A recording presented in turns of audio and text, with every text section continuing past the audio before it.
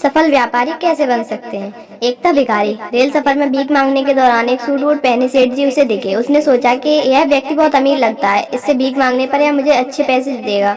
वह उस सेठ से भीख मांगने लगा। भिखारी को देखकर उस सेठ ने कहा, तो हमेशा मांगते ही हो, क्या कभी किसी को कुछ देते भी हो? भिखारी बोला, साहब मैं तो भिखारी हूँ, हमेशा लोगों से मांगता ही रहता हूँ, मेरी इतनी औकात कहाँ कि किसी को कुछ दे सकूँ। सेठ बोला, जब किसी को कुछ दे नहीं सकते तो तुम्हें मांगने का भी कोई हक नहीं है।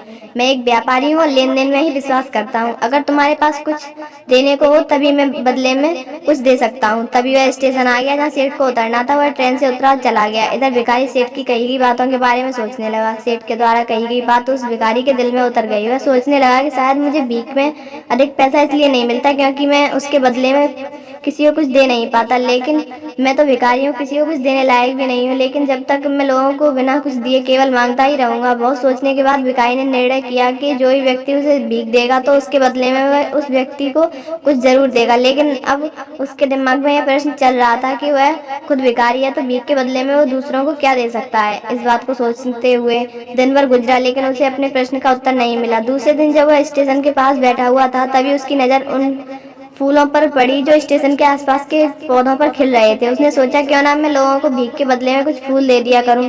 उसको अपना यह विचार अच्छा लगा और उसने वहां से कुछ फूल तोड़ लिए। ट्रेन में भीख मांगने पहुंचा। जब भी कोई उसे भीख देता तो उसके बदले में वह भीख में एक फूल को दे देता। उन फूलों को लोग खुश होकर अपने पास रख लेते। अब भिखारी रोज फूल तोड़ता और भीख के बदले में उन फूलों के लोगों को बांट देता था।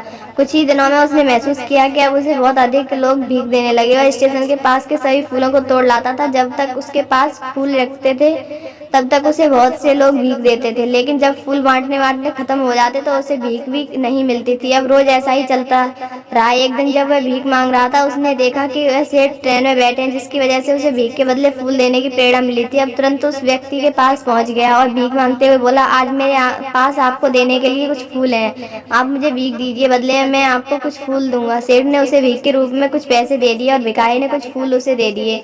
उस सेठ को यह बात बहुत पसंद आई। सेठ, वाह क्या बात है, आज तुम भी मेरी तरह एक व्यापारी बन गए हो। इतना कहकर फूल लेकर वह स्टेशन पर उतर गया। लेकिन उस सेठ द्वारा कही गई बात एक बार फिर से उस भिखारी के दिल में उतर गई। वह बार बार उस सेठ के द्वारा कही गई बात के बारे में सोचने लगा और बहुत खुश होने लगा। उसे लगने लगा कि अब उसके हाथ सफलता की वह चाबी लग गई है, जिसके द्वारा अब वह अपने जीवन को बदल सकता है। अब तुरंत ट्रेन से नीचे उतरा और उत्साहित होकर बहुत तेज आवाज में ऊपर आसमान की ओर देखते बोला, मैं भिखारी नहीं हूँ, मैं तो एक व्यापारी हूँ, मैं भी उस सेठ जैसा बन सकता हूँ, मैं भी अमीर बन सकता हूँ। लोगों ने उसे देखा तो सोचा कि शायद यह भिखारी पागल हो गया है। अगले दिन से वह भिखारी उस स्टेशन पर फिर कभी नहीं दिखा। एक वर्ष बाद इसी स्टेशन पर दो व्यक्ति सूट वूट पहने हुए यात्रा कर रहे थे। दोनों में एक दूसरे को देखा तो उनमें से एक ने दूसरे को हाथ जोड़कर प्रणाम किया और कहा, क्या आपने मुझे पहचाना? सेठ बोला, नहीं, तो शायद हम लोग पहली बार मिल रहे हैं। भिखारी बोला, सेठ जी आप याद कीजिए, हम पहली बार नहीं बल्कि तीसरी बार मिल रहे हैं। सेठ, मुझे याद नहीं आ रहा, वैसे हम पहले 2 बार कब मिले थे? अब पहला व्यक्ति मुस्कुराया और बोला, हम पहले भी 2 बार इसी ट्रेन में मिले थे। मैं वही भिखारी हूँ जिसको आपने पहली मुलाकात में बताया कि मुझे जीवन में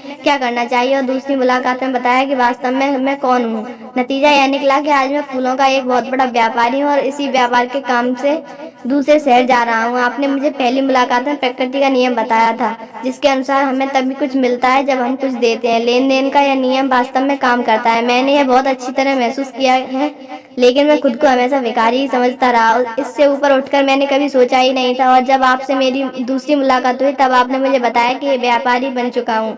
अब मैं समझ चुका था कि मैं वास्तव में एक भिखारी नहीं बल्कि व्यापारी बन चुका हूँ। इससे हमें यह शिक्षा मिलती है, हम सफल बिजनेसमैन बन सकते हैं।